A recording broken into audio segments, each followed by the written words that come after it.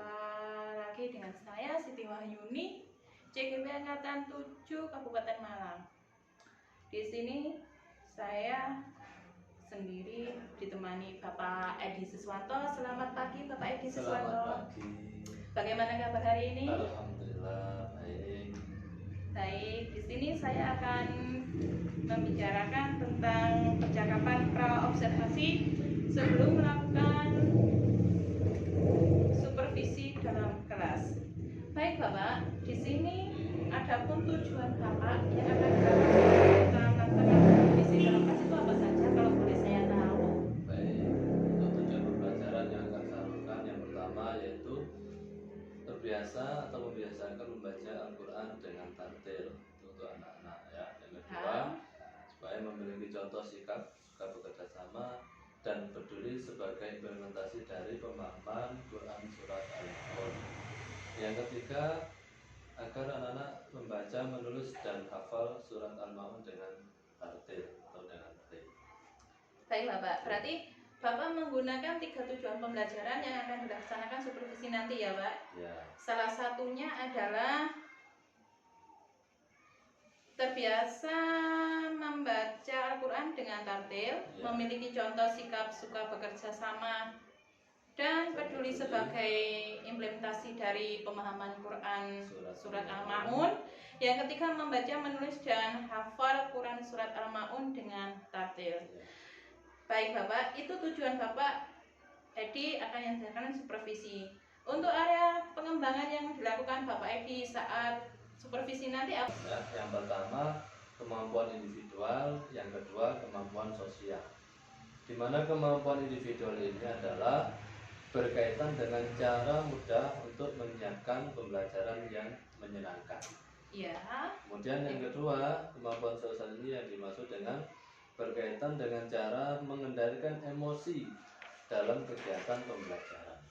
Seperti itu ya Pak ya. Berarti untuk area pengembangan Bapak mengacu dua pengembangan. Yang pertama kemampuan individual yang berkaitan dengan cara mudah menyiapkan pembelajaran yang menyenangkan. Yang kedua yaitu kemampuan sosial berkaitan dengan cara mengendalikan emosi dalam kegiatan pembelajaran. Itu 2 pengembangan yang akan dilaksanakan Pak Edi ya. Ya, Terus itu. untuk strategi apa saja Pak yang perlu disiapkan dalam melaksanakan supervisi nanti? Ya, untuk persiapan nanti yang pertama yaitu saya menyiapkan perangkat pembelajaran yang nanti di dalam perangkat pembelajaran itu dilengkapi dengan adanya RPP, materi, media dan juga LKPD yang menarik. Jadi insya Allah itu sudah cukup. Sudah cukup ya Pak ya. Jadi strategi yang dipersiapkan Bapak Edi yaitu menyiapkan perangkat pembelajaran ya Pak ya, merupakan melalui RPP, materi, media, LKPD yang menarik. Kalau boleh saya tahu Pak, media pembelajaran yang digunakan untuk nanti apa saja Pak medianya? Medianya jelas buku, ada buku KS, Ya, terus? ada itu apa layar LCD Ya, yang biasa kita pakai di kelas itu. Ya. Kemudian juga materi Ya Pak ya. yang sudah saya siapkan untuk bisa ditampilkan nanti. Oke, baik. Bapak nanti pada saat kita melaksanakan supervisi dalam kelas, Bapak akan menyediakan media berupa materi, terus LKS, kemudian proyektor Pak ya, atau LCD yang biasanya kita gunakan itu. Baik Bapak, nanti hari Rabu insya Allah Bapak kita akan melaksanakan supervisi di kelas 5 ya Pak ya. Saya akan datang di kelas Bapak melakukan supervisi. Saya akan melihat juga bagaimana Bapak cara mengajarnya, menyampaikan materi, terus mencatat hal-hal yang perlu atau yang terjadi di dalam kelas. Terus nanti setelah adanya supervisi, setelah melaksanakan supervisi ini akan ada namanya pasca observasi yang dilaksanakan setelah kita melaksanakan supervisi dalam kelas. Baik Bapak, terima kasih atas kesempatannya untuk melaksanakan pra-observasi ini. Nanti kita lanjutkan pada tahap supervisi dalam kelas. melihat catatan-catatan Bapak, bagaimana Bapak mengajar, bagaimana anak-anak menanggapi Bapak, seperti itu ya Pak. Terima kasih banyak atas kesempatannya, waktunya. Saya ini, Assalamualaikum warahmatullahi wabarakatuh. Waalaikumsalam warahmatullahi wabarakatuh.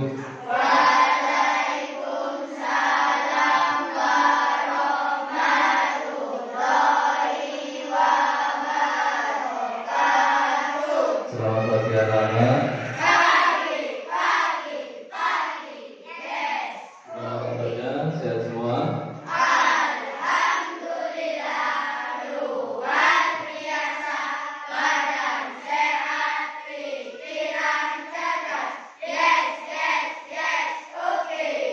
Baik anak-anak, sebelum pembelajaran kita mulai, marilah kita awali dulu dengan membaca doa bersama-sama ya. Untuk doa, saya pimpin. Mudah-mudahan pembelajaran nanti berjalan dengan lancar dan anak-anak semua mendapat ilmu yang bermanfaat dunia dan akhirat. Berikanlah bersyafaat Rasulullah di barakatil Fatihah. Bismillahirrahmanirrahim. Alhamdulillahirabbil alamin arrahmanirrahim maliki yaumiddin. Iyyaka na'budu wa iyyaka nasta'in ihdinas siratal mustaqim siratal ladzina an'amta 'alaihim ghairil maghdubi 'alaihim waladdallin. Rabbi ighfirli wa li walidayya wal mu'minin amin. Alhamdulillah, seperti biasa kita awali dengan membacakan surat-surat pendek ya. Kita awali membaca surat Al-Fil bersama-sama. A'udzu billahi minasy syaithanir rajim. Bismillahirrahmanirrahim. Alam tara kaifa fa'ala rabbuka bi'ashabil fil. Alam yaj'al kaidahum fi tadlil wa arsala 'alaihim tayran ababil tarmihim bijaratin min sijil faja'alahum ka'asfin ma'kul. Shadaqallahul 'azim. Barakallahu fil Qur'anil 'azim. Shadaqallahul 'azim. Barakallahu fil Qur'anil 'azim. Baik anak-anak, untuk kegiatan hari ini masuk semua? Pilihan namanya ada yang nggak masuk? Siapa? Rizky, Mahmudi sama Adik. Ada izinnya? Adik ada nih adik. Rizky, ya. Oh Adel, ya. Adel, Rizky sama Gilang. Ya. Ada yang sakit? Siapa yang sakit? Rindy. Kita doakan bersama ya. Mudah-mudahan cepat sembuh, bisa belajar bersama dengan kita lagi. Amin ya rabbal alamin. Baik anak-anak, hari ini pertemuan kita ya akan membahas materi pembelajaran 6 ya. Silakan dibuka bukunya. Nanti anak-anak menyimak video atau materi yang akan Pak Guru tampilkan di layar LCD ya. Pembelajaran ini nanti adalah pembelajaran Al-Quran ya, surat Al-Maun. Anak-anak sudah paham belum? Nanti silakan disimak dulu, kemudian anak-anak bisa sedikit-sedikit menghafal atau mencoba untuk mengikuti membaca ya, belajar membaca. Silakan disimak dulu ya. Mau dengan subtema memahami makna surat. Mau dengan subtema memahami makna surat Al-Maun dengan benar. Setelah mempelajari video pembelajaran ini, semoga kalian dapat memahami makna surat Al-Ma'un dan membaca surat Al-Ma'un tersebut dengan tertib. Surat Al-Ma'un terdiri atas 7 ayat. Surat ini diturunkan di kota Mekah sehingga termasuk dalam golongan surat Makkiyah. Surat Al-Ma'un diturunkan sesudah surat At-Tahrim dan merupakan surat yang ke-107 dalam Al-Quran. Al-Ma'un artinya barang-barang yang berguna. Nama surat Al-Ma'un diambil dari ayat ke-7 dalam surat ini. Surat Al-Ma'un berisi pesan tentang rasa kepedulian dan empati terhadap nasib orang yang kurang beruntung. Surat Al-Ma'un mengajarkan kepada kita tentang ciri-ciri orang yang mendustakan agama. Adapun ciri-ciri orang yang mendustakan agama tersebut adalah sebagai berikut. Suka menghardik anak yatim. Yang pertama, Menghardik yaitu menyia-nyiakan atau memarahi, membentak, dan mencaci maki. Sedangkan anak yatim adalah anak yang ditinggal mati oleh salah satu atau kedua orang tuanya. Tapi jika ada orang yang mengaku beragama Islam tetapi suka menghardik anak yatim, berarti ia sengaja mendustakan agama. Orang yang tidak bersedia untuk memberi makan kepada orang miskin. Orang yang lalai dalam sholatnya. Sholat adalah ibadah yang menjadi tiang agama Islam, karena sholat wajib dikerjakan oleh umat Islam dimanapun berada. Sholat merupakan salah satu dari rukun.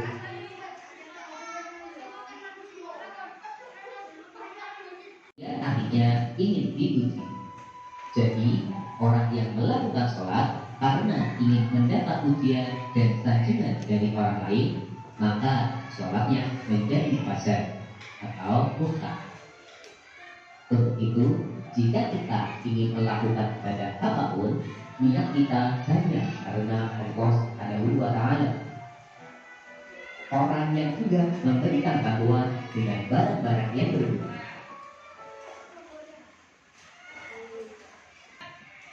baik anak-anak, tadi anak-anak sudah mengetahui apa isi yang terkandung di dalam surat Al-Ma'un. Ada berapa tadi? Ada 5 ya. Sekarang kita apa saja tadi masih ingat? Menghardik anak yatim, terus melalaikan sholat ya, atau sholatnya lalai, terus tidak suka memberi makan orang miskin, terus berbuat ria atau pengen dipuji. Yang kelima, enggan memberi apa? Memberikan barang-barang yang berguna. Itu adalah isi daripada surat Al-Ma'un. Sekarang kita belajar untuk membaca. Bapak sudah bisa membaca anak? Sudah bisa? Bapak dulu saya kasih contoh. Saya kasih contoh dulu ya. Ikuti Bapak ya dari ayat yang pertama. A'udzu billahi minasy syaithanir rajim. Bismillahirrahmanirrahim. Ara'aital ladzi yukadzibu bid-din. Fadzalikal ladzi yad'ul yatim wa la yahuddu 'ala ta'amil miskin. Fawailun lil musallin alladzina hum 'an shalatihim sahun alladzina hum yura'un wa yamna'unal ma'un. Sudah bisa semua? Alhamdulillah kalau sudah bisa semua. Saya coba yang sebelah ini dulu, sebelah kanan saya, yang sebelah kiri mendengarkan ya. Nanti bergantian. Saya coba mulai dari bismillah. Bismillahirrahmanirrahim. Ara'aital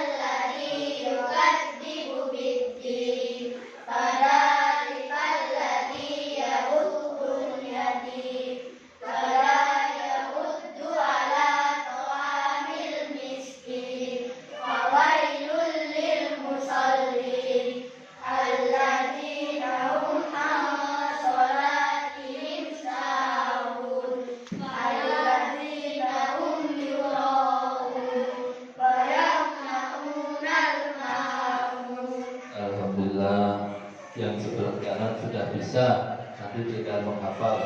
Sekarang yang sebelah kiri Pak Guru, ayo bersama-sama yang hafal.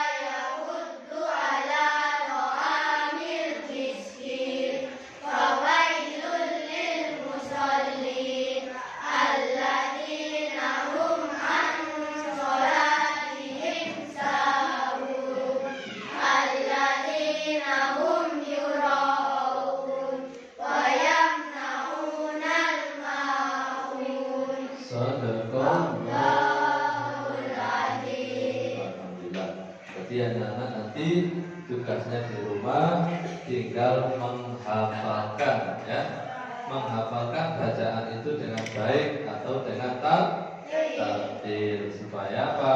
Supaya bacaannya benar dan artinya atau maknanya juga benar. Dari sini anak-anak ada yang belum dipahami mengenai pembelajaran kita surat Al-Maun?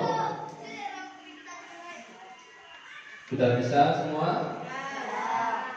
Kalau misalkan ada yang mau tanya, Pak, ini bacaannya apa? Bagaimana? Silakan bertanya sebelum nanti kita masuk ke penilaian, ya.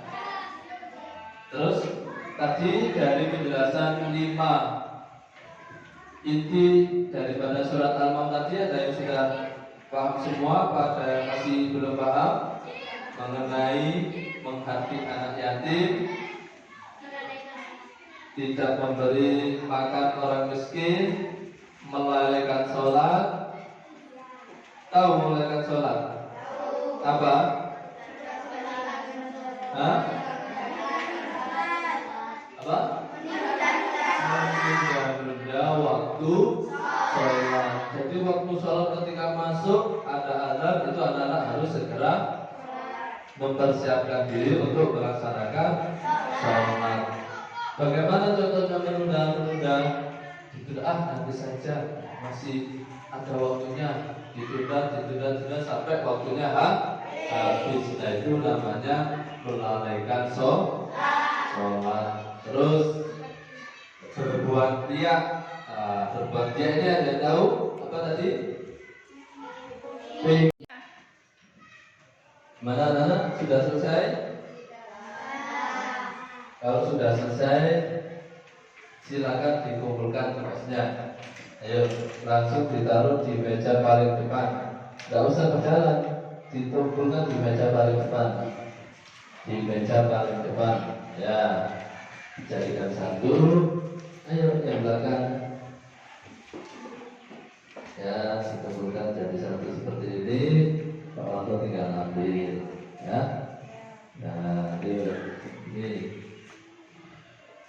Nah, gimana anak? Soalnya mudah atau sulit?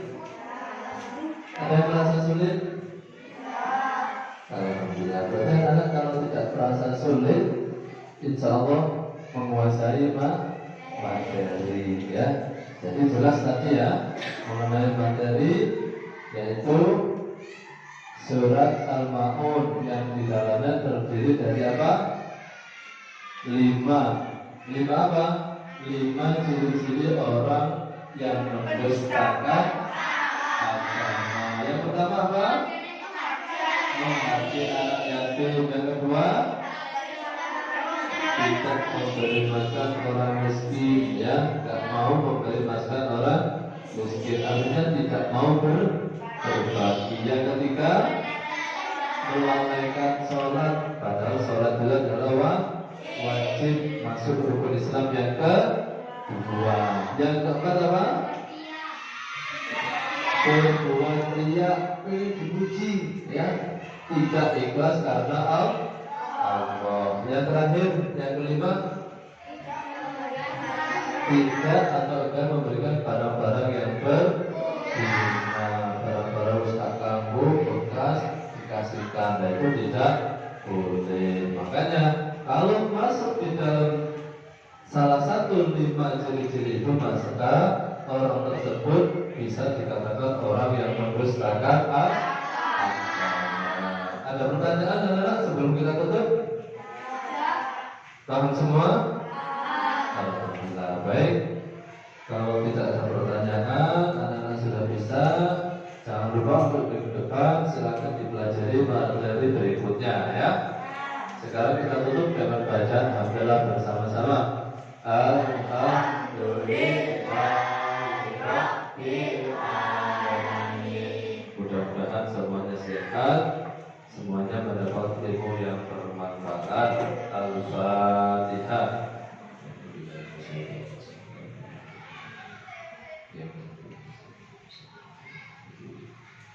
Sekian dari saya, kurang lebihnya minta maaf. Saya akhiri. Assalamualaikum warahmatullahi wabarakatuh.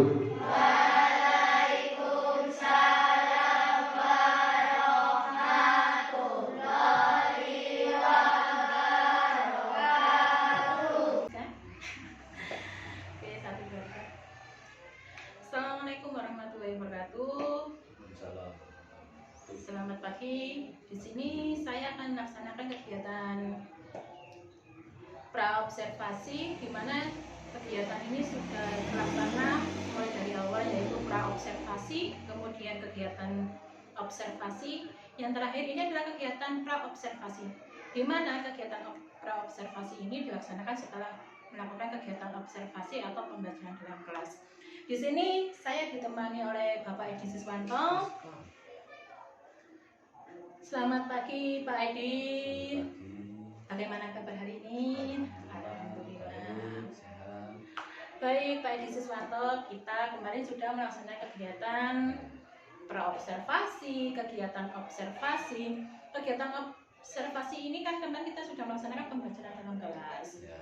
Bagaimana perasaan Pak Edi Siswanto setelah melaksanakan kegiatan observasi di kelas?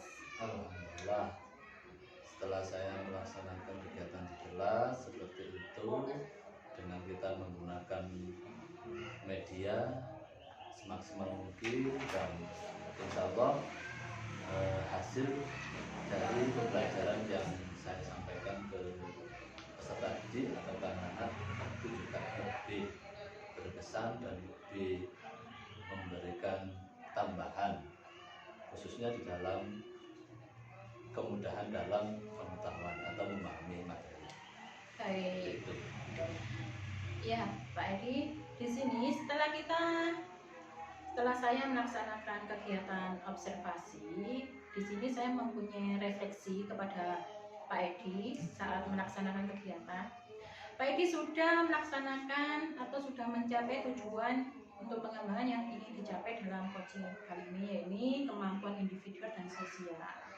Jadi dari kegiatan pembelajaran kemarin, Pak Edi itu sudah melaksanakan tujuannya dengan bagus, medianya sudah bagus, terus anak-anak juga melaksanakan dengan semangat, antusias. Kemudian untuk tindak lanjutnya ke depannya dari kegiatan ini, untuk pembelajarannya ini bagaimana?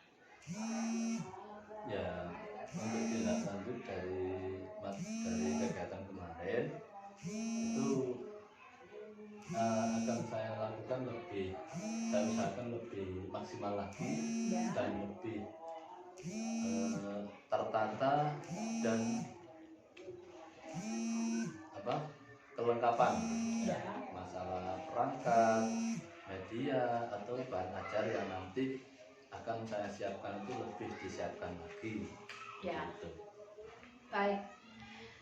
Terima kasih Pak Edi, kegiatan pasca observasi ini sudah berjalan dengan lancar, dan kegiatan pembelajaran kemarin saat kegiatan observasi juga Pak Edi sudah melaksanakan dengan baik. Atas waktunya saya ucapkan terima kasih kepada Bapak Edi. Semoga kedepannya bisa lebih baik dan lebih bagus lagi. Amin. Terima kasih ya Pak Edi. Saya akhiri. Assalamualaikum warahmatullahi wabarakatuh. Waalaikumsalam.